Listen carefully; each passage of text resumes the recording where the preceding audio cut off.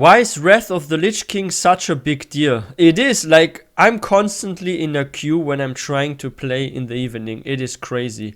Like, there are more active players right now in Wrath of the Lich King Classic than there are in retail. But yeah, let's find out what Nixxiom has discovered. If you've been on YouTube or the greater internet lately, you probably have stumbled upon some sort of promotional material for Wrath of the Lich King. Whether it's a Facebook ad from Blizzard, a Platinum WoW video talking about lore, or this bald-headed attic goblin going on rants about why Wrath was so good, this game is all over the place and it doesn't seem to be going away anytime soon. But what is Wrath of the Lich King and why is it such a big deal, you might be wondering? Maybe you've never played World of Warcraft before, and so you're curious. Or maybe you have played WoW, but you're unfamiliar with this expansion and time period in WoW's history. Either way, in order to answer the question of why was Wrath of the Lich King such a big deal, we need to go back to the past, all the way back to 2002. It began with the release of Warcraft 3, a real-time strategy game from Blizzard Entertainment that was a sequel to both Warcraft 1 and 2. This game, unlike its predecessors, had 3D graphics, more developed characters, it introduced new races like the Night Elves and Scourge, and a whole lot more. But the most important This was actually my first really big favorite game, I would say. Like, I remember back in the day, like, there were two games I would play very, very, very much. And one was Warcraft 3, and I was also really, really into Diablo 2. I was playing a lot of it. It was crazy. But yeah, Warcraft 3, like most of my friends, I wouldn't say all of my friends, but nearly all of my friends had this game. And we would sometimes even play together and stuff. It was so crazy fun. I had like this one friend that unfortunately not lives here anymore. But when he used to like be my neighbor, we actually used to even design maps and stuff. It was really, really fun. And we would also try to see who can like faster defeat each other in this and that. It was really, really fun. Like, I missed the old school Warcraft 3 times when it was like super new and like everyone was playing it. And yet the lore was also quite interesting, the story about the fall of Arthas, how Arthas becomes evil over time and stuff, and the campaign was very interesting. Like, I see why Blizzard made World of Warcraft, because this strategy game delivered so much lore and such an interesting story that it was not a big challenge to actually make an MMO out of this. Races like the Night Elves and Scourge, and a whole lot more. But the most important thing, or person, that was introduced to the world through Warcraft 3 was the character of Arthas Menethil. Now, Arthas was a paladin of the Silver Hand, a prince of the Kingdom of Lordaeron. And through the story of Warcraft 3, players followed his journey from being a noble hero destined for greatness and glory to becoming twisted by his desire to protect his homeland. He ultimately sacrifices his soul to an evil magic sword called Frostmourne, and then he proceeds to turn on the very people that he was once trying to protect. He even murders his own father, all in the name of a mysterious being called the Lich King. Now, this is a guy who commands legions of undead warriors dedicated to purging all life from Azeroth, and Arthas kinda accidentally gave his soul to his sword. Yeah, he was not like aware of what kind of risk he would take when he picked up Frostmourne. All he saw is vengeance for what was done to the people with the plague, how they were like turned to the undead, and he was full of revenge, and he lost his mind basically. He's like, you know what, I don't care what happens to me, I will grab this sword, and this sword will make me powerful, I will have my revenge on. And then what happened? His soul was like taken and he became evil and stuff, and that was the rise of the Lich King, how the Lich King was born. But this was crazy. Yeah, I remember back in the day. And if you look at like Illidan is also someone that sacrificed himself, like his life, who he was, to gain power in order to fight the Legion, right?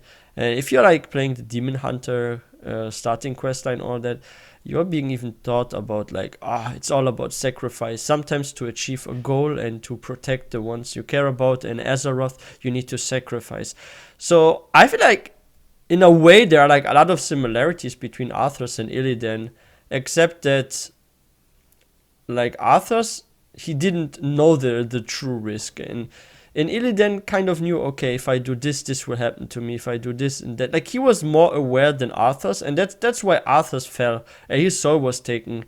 If Arthas would have turned into like a half demon or something, and he still had his like consciousness, like this wouldn't have happened. But yeah, It sucks actually, and I find actually the end of Arthas in Shadowlands is such a waste. I feel like Blizzard could have done better than just to have the rest of Arthur's soul vaporize and just disappear.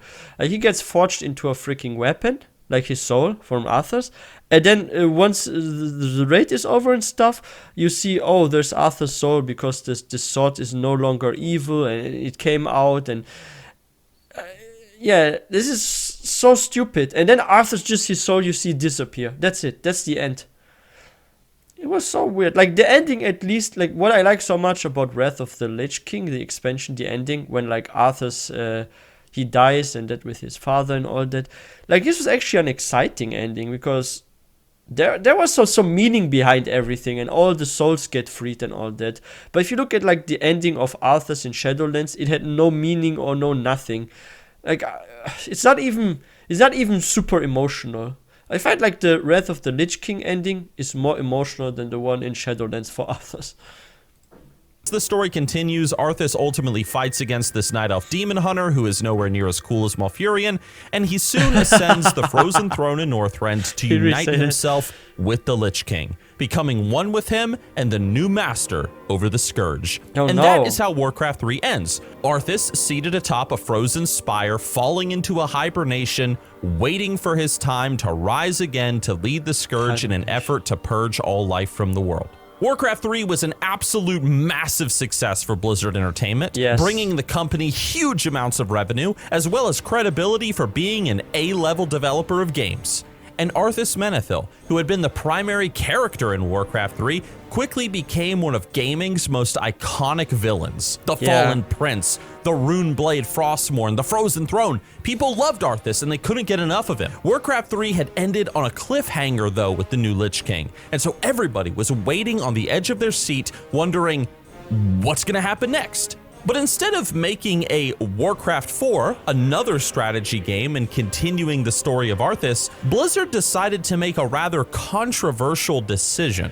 You see, instead, they were going to focus on creating an MMORPG now, a massively multiplayer online role-playing game, which they were going to call World of Warcraft, and a game whose goal was to bring the world that the Warcraft games had established to life. And as you're probably well aware, I mean, come on, World of Warcraft took the world by storm. After its release in 2004, World of Warcraft... That's actually crazy if you look at this, like, back in the day. Like GTA San Andreas, this was also crazy popular. I think like most of my friends back in the day were also playing that. Yeah, like World of Warcraft, GTA San Andreas, and The Sims, holy shit. Like, I remember when I was like still in high school, it was insane. Like even all our girls in the class, they would play freaking Sims. This was like more of a game for girls actually. Like we had some dudes play too, but The Sims 2 was really played a lot by girls that I knew. It was crazy. Took the world by storm. After its release in 2004, World of Warcraft quickly became the biggest MMORPG in the market, surpassing all of its competitors like EverQuest, Star Wars Galaxies, or even free online games like RuneScape.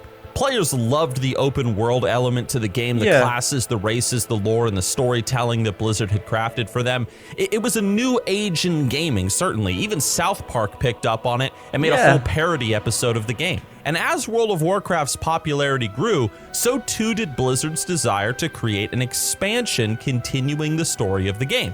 But did Blizzard start World of Warcraft with a focus on Arthas Menethil, Warcraft 3's signature character? Or did they choose to make him the focus of World of Warcraft's first expansion? Nope. Blizzard decided that they were going to make us wait. Those of us who had played Warcraft 3 and desired heavily to go to Northrend. We wanted to wade through those snowy forests, visit the ice-capped mountains in the north, and see the Frozen Throne ourselves. But we had to wait. We had to wait until the end of classic World of Warcraft, as well as the game's first expansion, The Burning Crusade. But then, in 2004, at BlizzCon, it happened. Blizzard Entertainment revealed that the next expansion for World of Warcraft was going to be called Wrath of the Lich King, which would continue the story. Oh, a thought just crossed my mind. guys, I think Blizzard could have done something really, really good for World of Warcraft and make World of Warcraft more interesting, but they actually missed out on that opportunity. What they could have done after Wrath of the Lich King, they could have made a Warcraft 4, and in this Warcraft 4 there would be a new supervillain. And after Warcraft 4, like maybe 3-4 years later, they make a new World of Warcraft expansion that is about the end of Warcraft 4.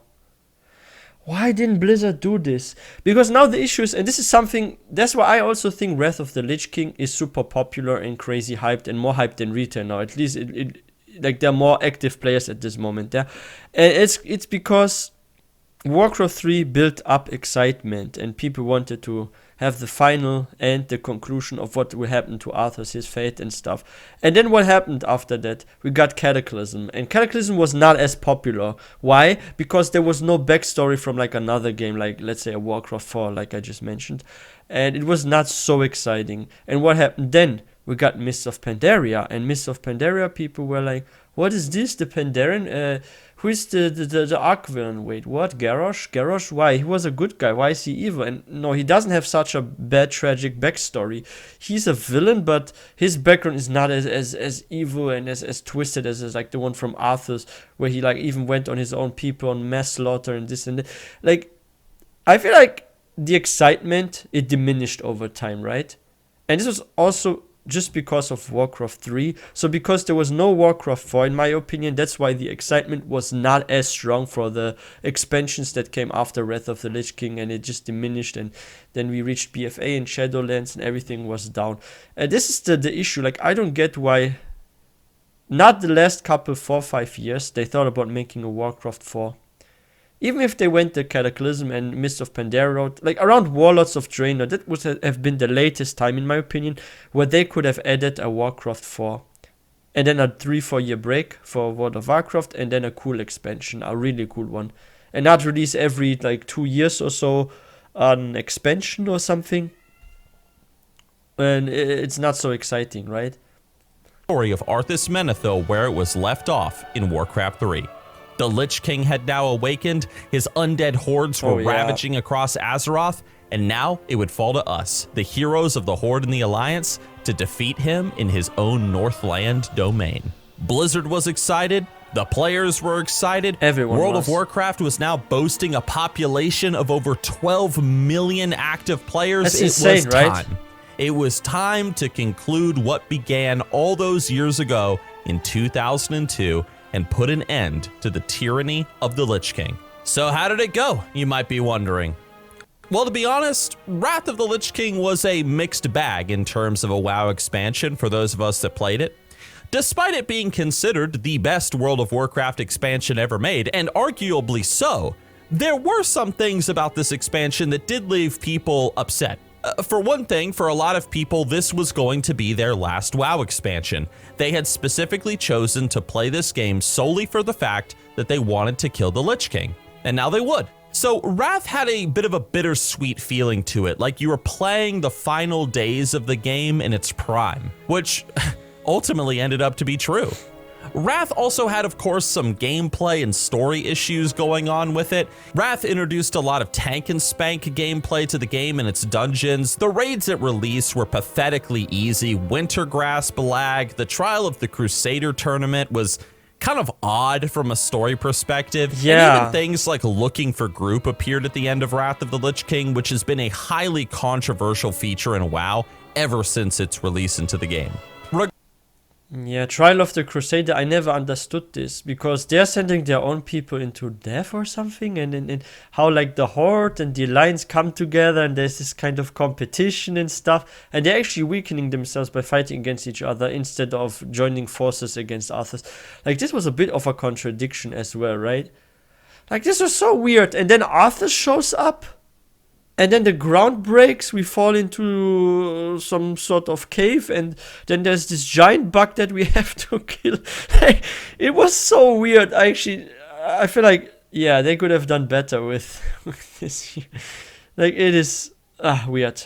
Controversial feature in WoW ever since its release into the game. Yeah. Regardless of opinions though, Wrath of the Lich King went down as World of Warcraft's best expansion, and the game has never seen any success like it since. Right after Wrath ended, we saw tons of players leaving the game over time, not being interested so much in Wrath's sequel, Cataclysm. Because they made no we also Warcraft saw 4? the quality of the game begin to drop progressively over the years, until we've reached a point today where the modern game is almost unrecognizable to its early years. Yeah. And as the game slowly declined and as it changed, we saw a large group of people start to demand classic servers. They wanted to play the game World of Warcraft as it was all those years ago. And it took a few years and a lot of drama to convince Blizzard to do this, but ultimately Blizzard did decide, hey, we're gonna put classic realms in the game. They released these servers initially so that you could play the game as it was at launch, for the most part,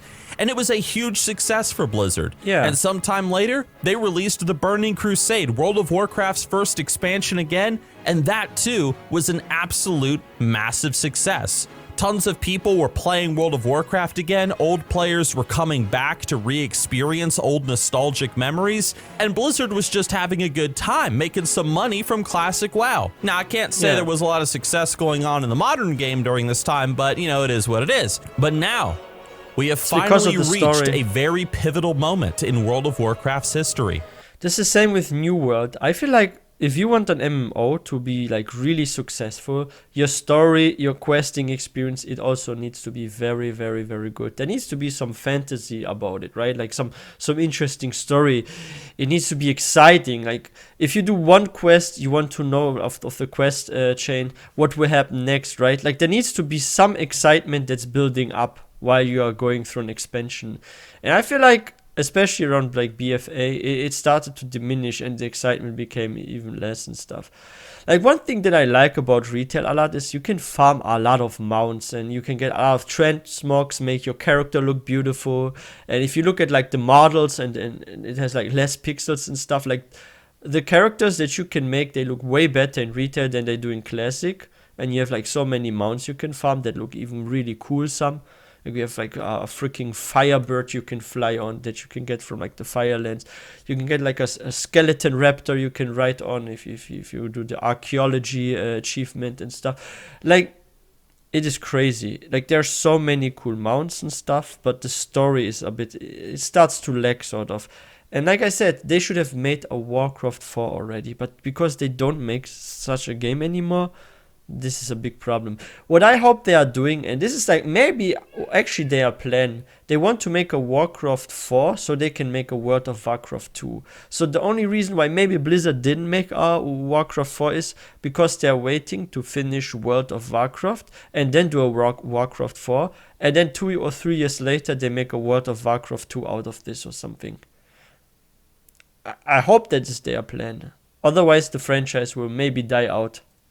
The release of Wrath of the Lich King Classic, the opportunity to go back and play World of Warcraft's best expansion again, and see for ourselves, how does this expansion hold up? Is it going to be just as controversial as it was in the past, or are people going to absolutely love it? Now, Blizzard is very clearly excited. You can tell by all the promotional material. Content creators are excited. Everybody's excited for Wrath. It's fun because too. There's a sort of feeling of conclusiveness that is coming with this expansion. A lot of people, just like all those years ago, don't want to play classic World of Warcraft past Wrath of the Lich King. They don't want to play classic Cataclysm. Yes, and a lot of please World no. of Warcraft players just aren't interested in the modern game anymore, even though World of Warcraft Dragonflight does look pretty good in a lot of ways. And so for many, I would play Wrath of the Lich King is sort of the end of WoW, potentially. Wrath will go throughout its patch cycle, will kill the Lich King again, and it's very possible that just like how the love of Arthas Menethil gave rise to World of Warcraft initially all those years ago, Arthas Menethil and his death may be the end of World of Warcraft. And that is why this expansion, Wrath of the Lich King, is such a big deal. It focuses on one of gaming's most iconic villains, one of the biggest fan favorite characters in World of Warcraft among the community, This is considered the best WoW expansion ever released in terms of its music, its tone, its gameplay, albeit some controversial decisions here and there. And so it's exciting to see how the community is going to react and how this expansion is going to play out. Now, if you're somebody that you want to check out Wrath of the Lich King, or maybe you've fallen behind everybody in terms of your leveling, I highly recommend after watching this video, you watch this video on your screen right now, because I share 10 tips on how to level faster in World of Warcraft so that you can get to Northrend as quickly as you can, get to level 80, and start your journey towards the Frozen Throne. Thanks for watching, guys. Wow. Yeah, but he's on point. It is also about the conclusion of Warcraft 3 because of the story, the excitement that built up. Like, it's always good if you have like one game that has an interesting story, and out of this game you make another one. I think this is a very interesting concept. And this was the same with like StarCraft, right? They made like a shooting game out of it, but I think they stopped the development or something, and I never understood why. Like, there was supposed to be a shooting game from StarCraft, and StarCraft, I think it really has potential for a shooting game. Sort of like Halo, right? I don't know why they stopped developing this. I think this was stupid. They should have kept going. It would have been cool to have a shooting game for StarCraft. I'm not sure if this will ever come, but it would be fun to play, most definitely. Like Call of Duty StarCraft or something, or like Halo. Let me give this one a thumbs up. Very informative video, and yeah, I don't know when they will ever make a Warcraft 4 and if one is coming. Like, the thing about Wrath of the Lich King, and this is something that I had hoped for, and this was my hope and my feeling that I had from Warcraft 3. Like, even though Arthas did like a lot of evil stuff, he was like being mind controlled, and his soul was being consumed by Frostmourne that he picked up, right? And then he got like Ner'zhul on him because he took the armor, and there was still a bit of Ner'zhul and stuff. He was also like talking to his mind and stuff. So, like, the thing is, I would have wanted, and this was my hope, that we actually free Arthas rather than kill him. Because I thought, what if like Arthas actually gets freed? And we destroy the sword, and then he becomes some sort of prisoner or something. And then in some expansion he gets like released, or he gets like sent maybe to fight against the Legion, or like some sort of repentance. And maybe in the events of this he dies, but he dies as a good guy. So he's like alive for like 1 or 2 expansions. He fight with us, and then he like sort of like sacrifices himself to like repent, and maybe by sacrificing himself he kills some demon king or something. Like, that would have been way better for Arthas, this fate. What do you guys think? That instead of us killing him, we actually free him from his mind control, his soul returns, and then he does some good stuff for like a few expansions, and then he dies as a repentant person, someone that actually sacrificed himself to save everyone or something. And he was for some time good, actually. I think that would have been a way more interesting story. Too bad that they didn't do that, right? And then they could have dragged it actually out, right? Like, instead of finishing off Arthas in Wrath of the Lich King, they could have kept him alive for like 2 more expansions or so, maybe. Or like until Legion. Yeah, Legion. I think Legion would have been the best to actually let Arthas die or something, right? Too bad, too bad. But yeah, guys, if you are new to this channel, please don't forget to hit that subscribe button for more content. And if you guys enjoyed this video, please don't forget to give this one a thumbs up. And I wish everyone a wonderful day. I will see you guys next time.